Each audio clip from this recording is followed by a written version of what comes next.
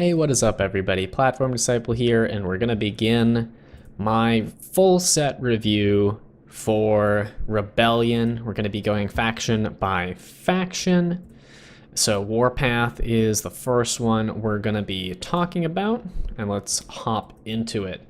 All right, so first up we have Canopy Defender, which is a pretty lackluster card. The one thing that I will grant this card is that it has a lot of health and it has reach, so that helps patch up a weakness that Warpath has against flying characters in the early game. But hulking sniper is generally gonna be better as early game protection against flyers. So I don't see this card being particularly relevant except perhaps in Rift Run. Moving on. Defiant Hunter was one of the Wave 2 cards, so we've already talked about it. My opinion of it hasn't changed since last time. It's got okay stats, and the effect for overcharging it is pretty nice if you have a way to overcharge it. But like I said, I already talked about it, so not much to say there. Dragon of the Autumn Wind is, I think, insanely powerful.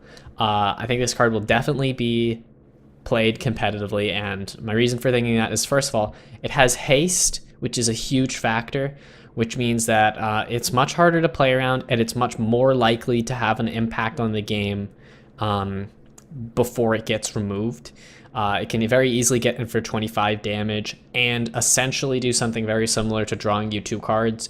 Very strong card. It's also worth noting that 11 resources is fairly easy for Warpath to get.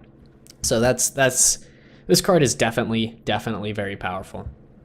Helix Worm similarly costs very high. We have a lot of high cost cards for Warpath now competing for the same slot, but we'll get to Martyr of Life in just a second, which makes it so you can actually justify using lots of high cost cards. But Helix Worm for a very high cost card is great. Like I said before, having reach is nice for Warpath, covers up a weakness.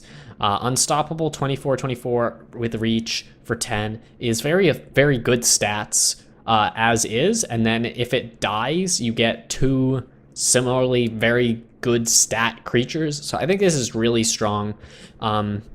It definitely does its job very well, and it's much less weak to removal than a lot of other very high cost cards because you get the sort of fallback of these 2 cards. It's like the god of splitter robots, if you want to put it that way. Okay, so Martyr of Life. And I have tested some of these cards. I have not tested others. Martyr of Life is one I have tested and I have seen. You can ramp out to this a lot quicker than before because of a lot of new ramp effects that have been added. But once you have it out, if you get that effect, you're in some serious business. One thing worth noting is that a Nuncial or a Nuncial, let's see if we can find him. Nuncial.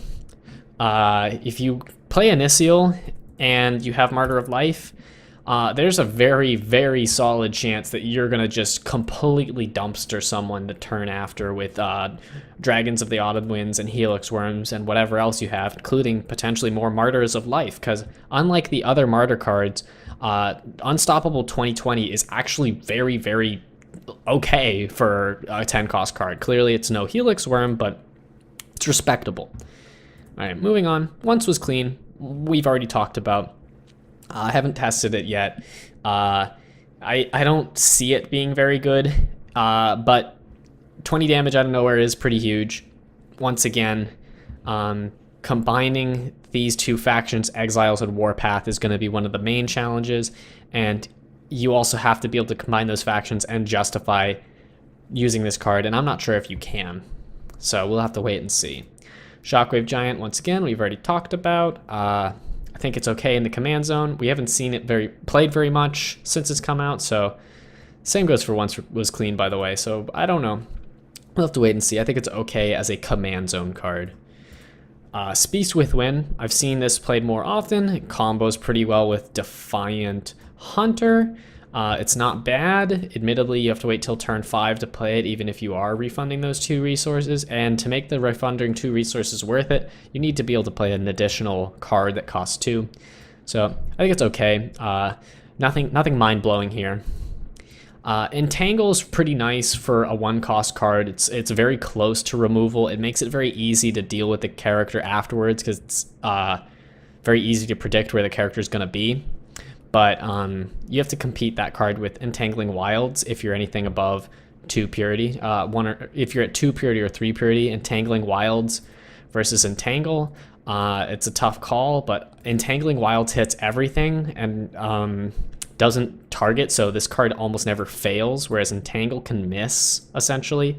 So when you're above 1 purity for Warpath, I think Entangling Wilds is generally going to be better, but I actually am not sure how powerful the effect Entangle of locking it into the zone actually is. Not sure. Nature's Wish, I think, is very nice as a utility card. The first effect, recruit a character 5 cost or below, I believe takes a random character out of your deck that costs 5 or below, so keep that in mind when you put this into your deck. Destroy all artifacts is situationally game-changing. Same with give all your characters reach, and like I said, weakness to flyers.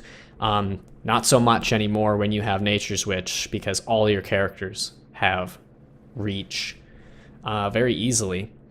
Okay, Pack Mentality. This is a super nice card for beast decks, particularly ones that make a lot of token beasts. One thing that's nice about this is, unlike, I think it's Pack Leader, but we will double check. Yeah, Pack Leader.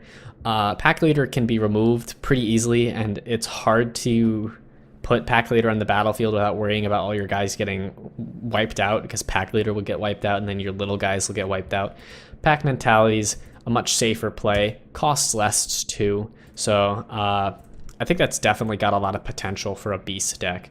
But it is also worth noting that as of now, I'm thinking the Martyr of Life deck, which is not really a beast deck, might be the stronger Warpath deck, but we will wait and see. Passing Gift is definitely strong.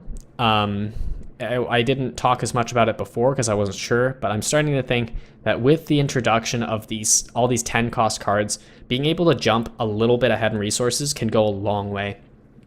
Between Passing Gift and all the other Warpath ramp cards, it's not unlikely to be able to get up to 10 resources by turn 6 or turn 7, which is insane. Like, you can completely change the game with that. And lastly, we have Wild Hunt, which I think is a card that obviously is much more powerful the more character to other card ratio you have in your deck. So if your deck is extremely character heavy, Wild Hunt is going to be extremely good. Whereas as you begin to put more artifacts, locations, and abilities in your deck, Wild Hunt gets less powerful.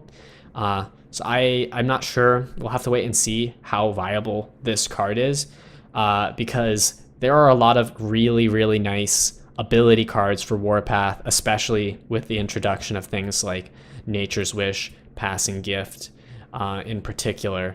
So not sure. It definitely has the potential. And that's all the Warpath cards, so we will move on to Genesis in the next video.